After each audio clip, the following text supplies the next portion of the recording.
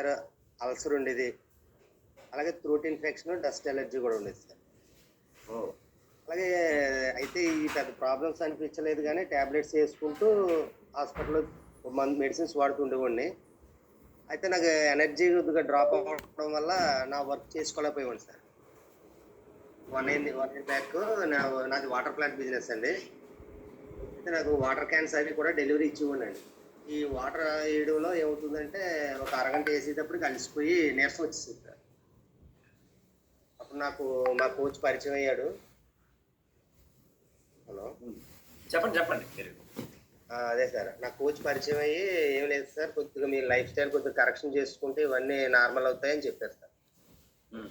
అలాగే నేను న్యూట్రిషన్ సెంటర్‌కి వెళ్ళడం, తీసుకున్న 3 మంత్స్‌లోనే 9 కేజెస్ వెయిట్ నేను ఓవర్ వెయిట్ ఉన్నానని చెప్పి, అది 3 మంత్స్‌లో నార్మల్ తీసుకున్నాను సార్. ఐడియల్ వెయిట్‌కి వచ్చేసాను. సూపర్. అలాగే 2 పూట్ల న్యూట్రిషన్ తీసుకుంటూ నా లైఫ్ స్టైల్ కరెక్షన్ ఏంటంటే మార్నింగ్ లెగిసిన వెంటనే ఎక్సర్సైజ్ చేయడం. నా వెయిట్‌కి ఎంత వాటర్ తీసుకోవాలో చెప్పారు సార్. దాన్ని ఎలా తీసుకోవాలో కూడా తెలుసు సార్. బిఫోర్ నాకు ఫుడ్ తిన్నప్పుడే వాటర్ తీసుకునేవాడిని. హ్మ్. నార్మల్‌గా వాటర్ అనేది ఎక్కువ తీసుకునేవాడిని కాదు సార్. ఓహ్! అయితే ఈ నేను నా వెయిట్‌కి 3 లీటర్స్ వాటర్ ఎలాగా తీసుకోవాలి 50 ఎంఎల్, 50 ఎంఎల్ కింద తీసుకోండి ఫుడ్ టు ఫుడ్ మధ్యలో. అలాగే ఫుడ్‌కి మధ్యలో కూడా ఒక హాఫ్ అన్ అవర్ ముందు వాటర్ తీసుకోవడం ఆపేయండి. ఇలాగ గైడ్ చేశారు.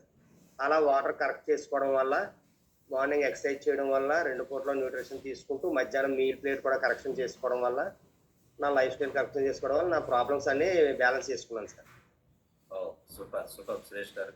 మంచిగా మీరు ట్రాన్స్‌ఫర్మేషన్ అవ్వటమే కాదు, మీ food habits, lifestyle change చేసుకోవటం ఒక చాలా అయితే మీరు ఉన్న నార్మల్‌కొచ్చారు. ఓవర్‌కమ్ చేసుకొని. సూపర్బ్ అండి. సురేష్ గారు మీ డీటెయిల్స్ మాకు షేర్ చేసినందుకు. టాపిక్ టైమ్ అయిపోతుంది. ఇక్కడ